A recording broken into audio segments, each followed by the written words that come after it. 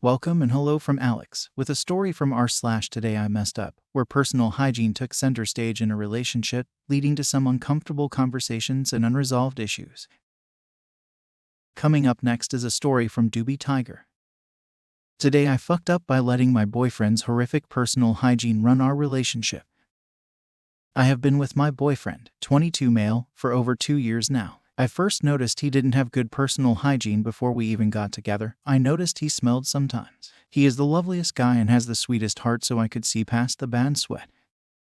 After a few months of being together, I noticed it was much more. For example, his oral hygiene is awful. He barely brushes his teeth, only when I remind him. He says he does, but the plaque and state of his teeth says otherwise, starting to decay at the bottom on a few of them. Also, this one affects me the most, but he doesn't wipe his butt properly at all after going to the loo. I tried to forget about it the first couple times and put it to an accident. He used to dirty my sheets when he slept over my house, but then it started to get worse where I'd have to wash my sheets pretty much every week, which was expensive for me as a student. I talked to him about this, crying, and said how it affects me and how he needs to sort it as soon as possible. This was 5 months into our relationship when I said this. We are over 2 years now and he still does it. I have had this conversation with him so many times I can't count. He says he will change it and that he is trying. To be honest, I have seen some improvement from what it used to be like, but it's still happening. For your information, he is a large guy, so I can understand it may be difficult to reach round there, but it's been too long. I reckon if he lost some weight it would help. He has been trying to lose weight for the past 8 months, but I'm not really seeing any change. I'm assuming because his diet hasn't changed. I've been trying to support him through this too. I would really appreciate some help with how to get some change. Maybe I am not saying the right thing. It's like he doesn't care about it enough to stop it. It's as though he is comfortable being gross. I don't understand. Wow, that's quite a story. It sounds like a challenging situation for sure. Hygiene is definitely important in a relationship, but it seems like this guy is struggling with it. It's understandable that it's impacting you, especially with the sheets situation. It's good that you've tried to talk to him about it, but it's frustrating that he hasn't made much progress despite your efforts. As for a joke, well, it's like they say, love is blind, but hygiene should never be. Maybe he needs a reminder that cleanliness is next to godliness, or in this case, next to relationship bliss. Coming up next is a story from Flvght. Today I fucked up by wanting to hook up in my car instead of a hotel. So I am a young guy and I was recently at one of my friend's weddings. There was a lot of people there and we were having a pretty good time. During the night at the reception, I happened to meet this girl at my table. We were talking, having drinks together and getting to know each other. As the night was going on, the thought of going back to a hotel room came up, but I didn't really want to leave too far away from the party, so I brought up just going to my car and then coming back. When I said this, her face changed. She got pretty annoyed and said that she wouldn't feel comfortable in the car and that I was wrong for suggesting that at this wedding. Everything basically fell apart from that point, and we ended up just leaving each other alone the rest of the night. I definitely feel like I fucked up here for sure. Woof, dude, a car at a wedding. That's bold. Like, next level bold that requires Olympic levels of confidence, or maybe just a few too many cocktails. In all seriousness, yeah, that was a bit of a misread. Weddings are about celebrating love, not exactly the vibe for a backseat rendezvous. Maybe next time, stick with the dance floor and see where the night takes you. Just saying. Coming up next is a story from Extra Rate 8552. Today I fucked up by staying in touch with my psych ward friend. A few months ago I was in the youth psych ward due to depression. I met a girl who would always listen and be super nice to me, but also tell me unsettling things like having abused animals in her childhood, being able to turn her empathy off, wanting to kill her parents and stuff like that. I was bored and suicidal, thrilled by this unique friendship and thinking nothing of it since we were locked in anyway.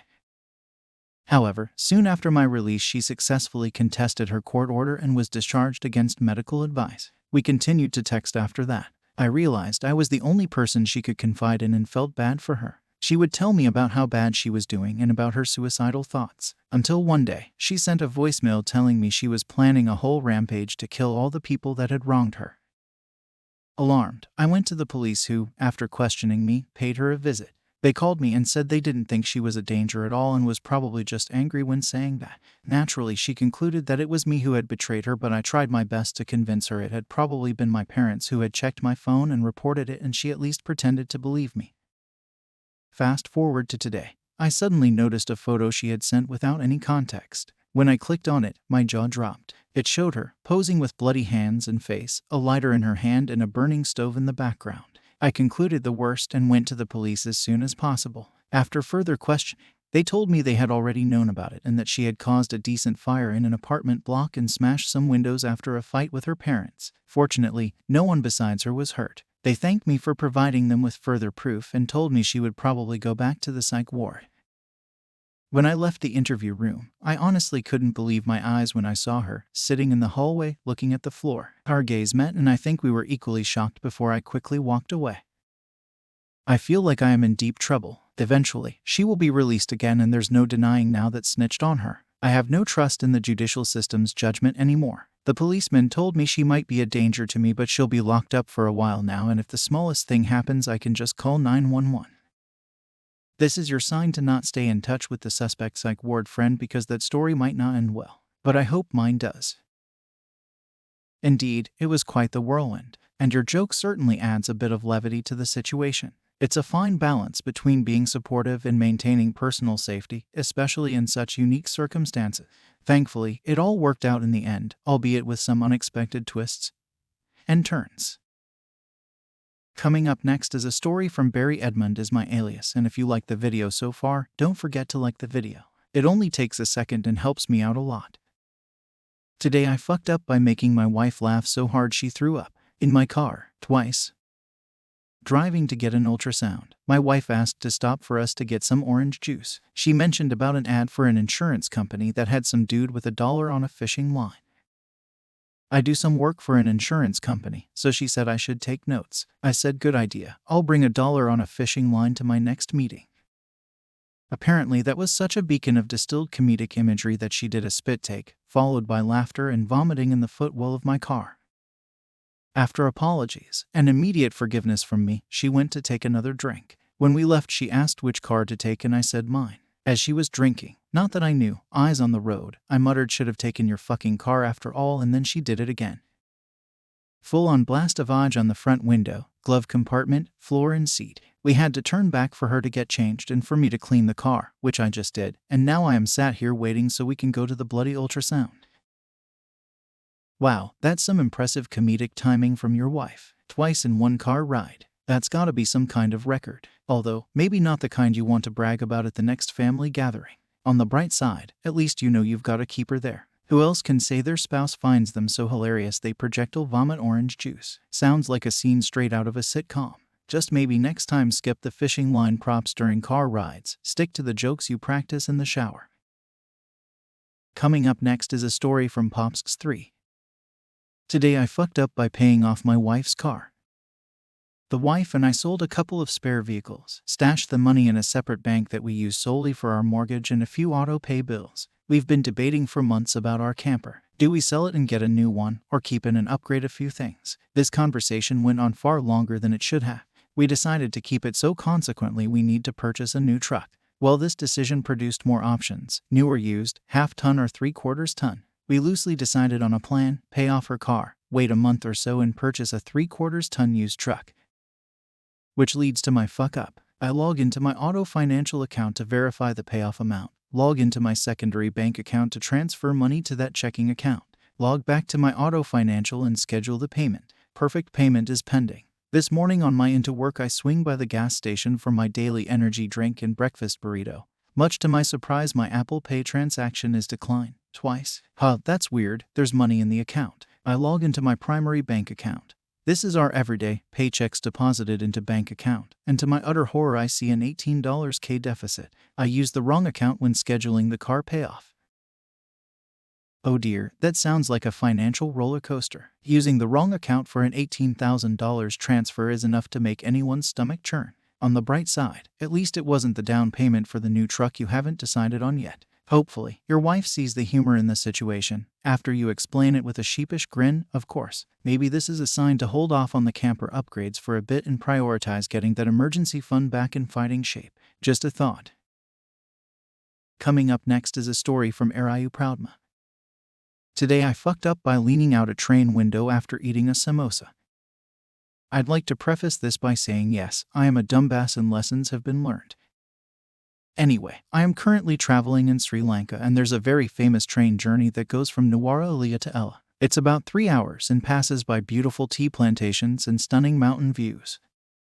As it's Sri Lanka, there aren't the same safety restrictions as in the West, so the doors were open the entire journey, which meant that people could sit in the doorways, lean out of them, etc., etc.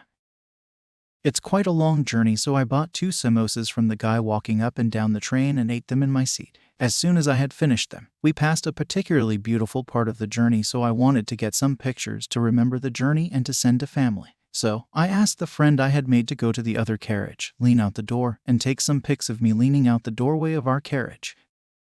I got to the doorway, held onto the rails either side of the door, and leant out to get the pics. However, my hands were still greasy from the samosas as we had gotten up in a rush so we could get the beautiful background in the pictures. So instead of gracefully leaning out of the window for a photo opus, my hands slipped off the rail and I fell out of the train, into the grass. Luckily, the grass softened the fall and the train was going quite slow as it was a relatively curvy bend. This meant I had enough time to stand up and jump onto the doorway of a carriage further down, before I was abandoned in the middle of nowhere on a railway line. All I suffered was a few cuts and a bruised ego, but to make things worse, my friend was too concerned for my health to actually take pictures of it happening, so I don't even have them to laugh at. Oh wow, what a tale. That's definitely a hold my samosa moment gone wrong. It's like a scene from a slapstick comedy, slipping out of a train window with greasy hands. At least there's a silver lining with just a few cuts and bruises and a story to tell. And hey, maybe it's for the best there's no pictorial evidence to haunt you forever. Always remember, when it comes to train selfies, safety first, then samosas. That wraps up r/today I messed up. If you enjoyed this content, make sure to visit my Spotify channel, link is in the description, so you can listen to the best Reddit story while being outside, and remember to hit that subscribe button.